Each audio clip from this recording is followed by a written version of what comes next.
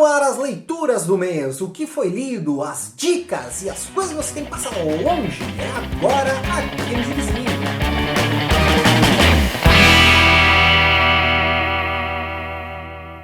Fala galerinha, eu sou Andriel Giovanella, sejam bem-vindos ao Gibizinho. Antes de partirmos para as leituras do mês, você já é inscrito no canal? Se não for inscrito, se inscreve, ativa o sininho e já deixa teu like para fortalecer o canal, né? Uma frase bem bacana que o pessoal utiliza muito e deve ser bem importante e deve ter um efeito muito grande, porque fortalecer é uma palavra que parece que dá retorno. Não tenho certeza. Começando as leituras do mês com Batman, Morte em Família. Peguei essa edição da Panini aqui, porque este mês tem listinha do Batman. Sim, galera. Então, se não é inscrito, ativa o sininho aí, né? Porque vai ter a listinha com os melhores quadrinhos do Batman. E vai ter participação especial do Fábio da Caverna do Morcego. Então, cara, fica ligado que vai ter essa listinha mais do que especial com esse convidado mais do que espetacular. Mas voltando então para Morte em Família, né, o encadernado da Panini tem dois arcos. O primeiro deles é Morte em Família, do Jim Starlin com o Jim Aparo, que é a fatídica história em que o Jason Todd é morto pelo Coringa. E o segundo arco é Um Lugar Solitário para Morrer, que é do Marv Wolfman com o George Pérez e o Jim Aparo, que é a introdução do Tim Drake na vida do Batman, aí ele se tornando o Robin no lugar do Jason Todd. Vamos aprofundar nessa edição lá na listinha sobre o Batman, então já sabe, ativa o sininho aí para você receber essa notificação aí que vai ter essa listinha bacanérrima. A maioria dos quadrinhos desse mês eram coisas que eu estava com a leitura atrasada, então vamos começar com Lucifer, que é dessa nova iniciativa do Sandman, né? Essa nova levada de quadrinhos do Sandman. Fui pegar a parte do Lucifer porque era um personagem que me chamava a atenção, principalmente porque é um personagem bíblico, né? Esse é o volume 1, a Infernal Comédia, com o roteiro de Dan Waters e a arte do Max e do Sebastian Filmar. Aqui tem as edições 1 a 6 de Lucifer e The Sandman Universe. O Lucifer está preso num lugar estranho, com um monte de personagem histórico ali, por exemplo, o Ian Blake, o Robert Johnson, mas não sabe onde que é necessariamente esse lugar. Enquanto isso, tem o John Decker, que é um policial de Los Angeles, que ele perde a esposa e ele fica meio atordoado, sem saber onde é que ele tá, enfim, ele acaba se envolvendo aí com um monte de coisa demoníaca. A arte é demais, principalmente quando vai falar sobre as coisas que estão acontecendo com o John Decker. É uma arte espetacular, diferenciada, assim, muito boa mesmo. Porém, eu achei a trama um pouco confusa. Talvez porque eu não sou um grande conhecedor de Sandman, assim, eu acabei me perdendo um pouco ali com o nome dos personagens, o que estava acontecendo, aonde, assim, me confundiu bastante essa leitura aqui. Mas ainda assim é um quadrinho bacana, mas como que eu me perdi, assim, também não achei assim tão bom assim, né, vale mais pela arte, pra mim. Então assim, eu vou deixar passar, não vou pegar mais ali as outras edições de Lúcio. Mas isso é porque eu sou ignorante, tá? Não precisa vir aí embaixo escrever isso, porque eu já sei. Doutor Estranho, volume 1, lá do Marco Waid. Universo Afora, que o roteiro é do Marco Waid e a arte é do Jesus Saiz. Ou Jesus Saiz. Não sei como é que se fala. Tem as edições 1 a 5 do Doutor Estranho de 2018. O Stephen Strange está perdendo o controle sobre a magia, ele não consegue mais utilizar direito ali os seus artefatos mágicos, e daí ele busca a ajuda do Tony Stark, que diz pra ele, pega essa nave aqui e vai viajar pelo universo, porque você vai encontrar novas formas de magia, aí você vai poder se renovar e conseguir voltar a ser o Mago Supremo da Terra. Daí ele acaba ficando preso num planeta e conhece uma moça, ó, a Kana, que é uma arqueóloga de artefatos arcanos, de artefatos mágicos. E daí os dois saem pelo universo afora, procurando artefatos, novas formas de magia, para o Doutor Estranho poder voltar a ter seus poderes de volta. De volta, os seus poderes de volta.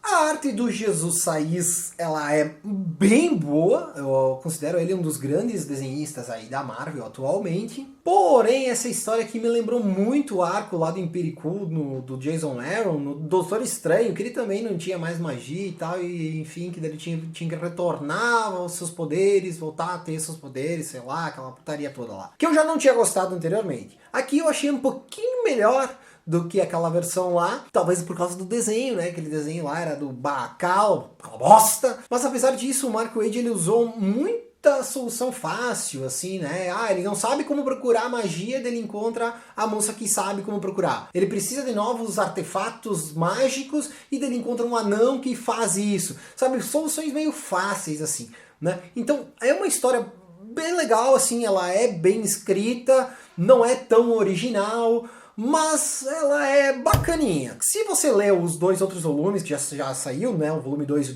e o 3, se você leu, vale a pena continuar? Escreve aí embaixo pra mim, porque eu não tô muito afim de continuar seguindo, lendo essa história aí, porque, sei lá, né, não gostei tanto. Miles Morales Homem-Aranha, volume 1, que é direto do Brooklyn. É escrito pelo Saladin Ahmed, desenhado pelo Javier Garron. Reúne o Miles Morales Spider-Man 1 a 6, e o Spider-Man anual número 1, tudo de 2018. Peguei essa edição porque eu vi que bastante gente tava elogiando ela e tal, então vamos experimentar e vamos ver qual é que é. Bom, é o Miles Morales na escola, tendo que lidar com as questões ali dele, tem que estudar, ele tá numa escola que é praticamente um internato, então ele não pode sair muito de lá, e dele tem que atuar como herói de noite. Daí ele acaba envolvido ali numa trama que tem um vilão que ele utiliza as crianças, assim, ele meio que escraviza as crianças para fazer um assalto para ele.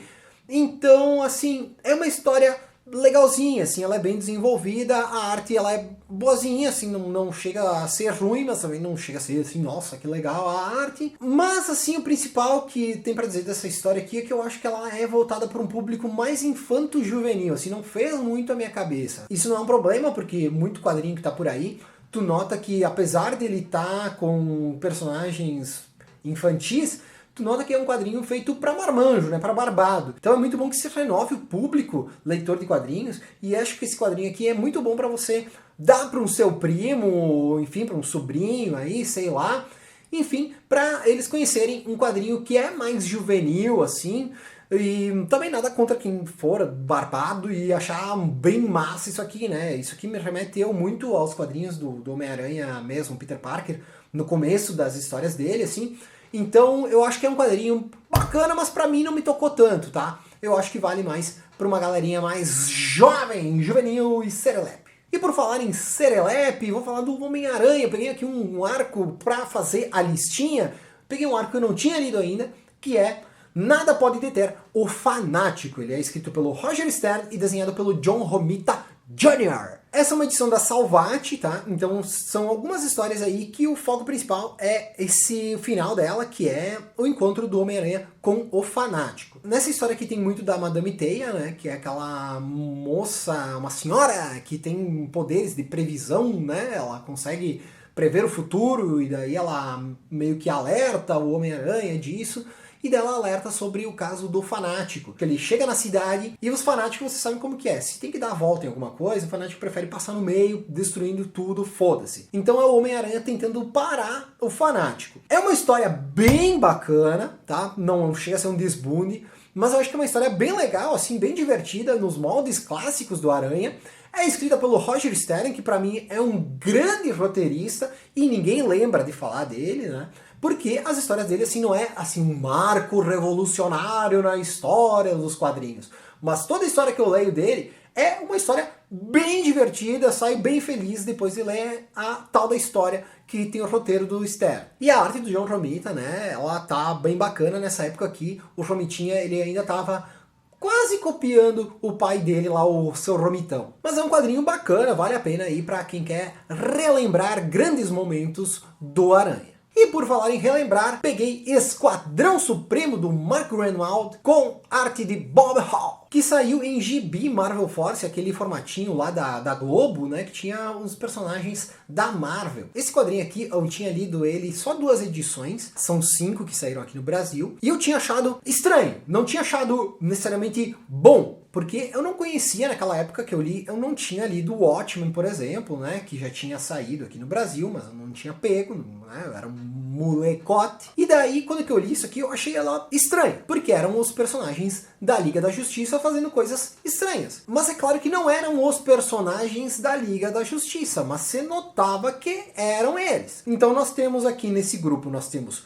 o Hyperion, que é o Superman, a Princesa do Poder, que é a Mulher Maravilha, o Gavião da Noite, que em várias outras histórias dessa equipe saiu com o nome de Gavião Noturno, que é o Batman, o Tufão, que é o Flash, a Lady Rouxinol, que é a Canário Negro, o Arqueiro Dourado, que é o Arqueiro Verde, a Arcana, que é a Zatanna, o Espectro, que é o Lanterna Verde, o Anfíbio, que é o Aquaman, o Tom Polegar, que eu acredito que seja o Electron, o Ogiva, que seria o Nuclear, e o Águia Azul, que é o Gavião Negro. E isso aqui é o Watchmen antes de ser o Watchmen, porque tem os heróis confrontando problemas bem maiores do que só vencer um vilão do dia. A história começa no momento que esses heróis aqui, esse grupo, ele praticamente dominou o mundo. O Gavião da Noite é o presidente dos Estados Unidos e os super-heróis são a supermilícia do governo. O problema é que eles realizaram esse domínio aí, né? Eles dominaram o mundo quando que eles estavam sob o controle mental de um inimigo deles. E com isso o país virou uma merda, né? Todo mundo tá passando fome, não tem abastecimento de energia, enfim, é um desgoverno que tá acontecendo nos Estados Unidos aí, e é por causa deles, desses heróis. Então eles decidem que vão governar o mundo com base na sociedade da Princesa do Poder. Ou seja, tornar o mundo uma utopia, sem crime, sem fome, sem guerra, só paz e amor. Então a partir daí a história vai evoluindo, mostra que os pais do Ogiva estão com câncer e é por causa dele. O Tom Polegar cria uma máquina que vai mudar as memórias da pessoa, vai mudar o jeito da pessoa pensar para ela esquecer de fazer crime, né? Deixar de fazer crime, e isso acaba se tornando um problema para eles depois. Ou seja, são várias questões bem mais profundas do que só o super-herói vencendo do super-vilão. Infelizmente a Globo só publicou 5 dessas histórias aqui, o arco completo são de 12, não saiu mais isso aqui no Brasil, e eu duvido que vai sair, porque a Panini lançou o Poder Supremo, que é com o Esquadrão Supremo também, só que é a versão da Marvel Max, e aparentemente esse Poder Supremo não vendeu nada. Então é muito difícil que saia mais alguma coisa encadernada de Esquadrão Supremo aqui no Brasil. Mas enfim, pessoal, esse Esquadrão Supremo aqui do Mark Gruenwald é um desbunde. Se você não é, corre atrás. Até o scanzinho é difícil de achar, mas eu acho que a versão gringa até é mais fácil aí. Inclusive eu vou ver se eu arranjo ou impresso, né, ou conseguir um scanzito desta fase aí, porque ela é muito, muito boa. E foi antes de Watchmen. E agora entrando no Dylan Dog, que eu sempre vou trazer aqui todo mês, porque eu tô com a leitura também bem atrasada, né? Inclusive eu li agora o Dylan Dog 11, A Revolta dos Carros, que é escrito pelo Claudio Chiaverotti e desenhado pelo Ferdinando Taconi. Verão, mossalzão, Praia da Barra, bora se atolar na areia. Não! Dylan Dog diz não, porque ele não gosta de praia, ele não gosta de calor. E o problema é que no meio desse calor, no meio desse sufoco todo, o pessoal parte pra praia. E o pessoal indo pra praia de carro, o que acontece? Os carros estão muito loucos, ficam batendo ali e causam muitas mortes. Então sobrou pro Dylan descobrir o que estava acontecendo pra estar dando tanto acidente assim de carro. E a resposta é uma daquelas respostas que você lê e você diz assim, ó, meu Deus do céu, o que o cara tomou pra escrever isso aqui? É um quadrinho bem legal, é um quadrinho bacana, com um desfecho bem do what the fuck. Dylan Dog é a nova série 7, O Sabor da Água, escrita pelo Gigi Simeone e desenhado pelo Giorgio Pontrelli. Uma garota desaparece, outra morre, parecendo que tomou um ácido, e outra pessoa é encontrada queimada numa lavanderia. O que isso tudo tem em comum? É um pingente, que ele tem lá dentro um sais de enxofre, tem um negócio muito bizarro, que deve ser uma alquimia do capiroto, né? E o Dylan Dog vai atrás para descobrir o que é isso que está causando essas mortes aí, como que está fazendo isso. Outra história bem bacana do Dylan com um final bastante frenético. E para finalizar, Dylan Dog nos confins do tempo, de Tiziano Sclavi e Luigi Picato, que é a graphic novel número 3 do Dylan Dog. Sky Glass é um prédio enorme, feito em Londres, que começam a acontecer várias coisas muito estranhas lá dentro. Começam a surgir primeiro baratas, depois sapos, e depois vem monstros das cavernas, dinossauros, o Homem da Caverna também. Enfim, começa a aparecer tudo quanto que é coisa bizarra lá dentro. E daí o Dylan Dog tem que descobrir o que é que está causando isso. E também é outra história assim, que tem muito daquele nonsense, sim, não é nonsense necessariamente, né? Mas enfim, é uma não explicação ou uma explicação extremamente bizarra daquilo que está acontecendo ali, que é muito comum do Tiziano Sclavi, né? Que é o cara que criou o Dylan Dog. Então essa é bem a vertente do personagem.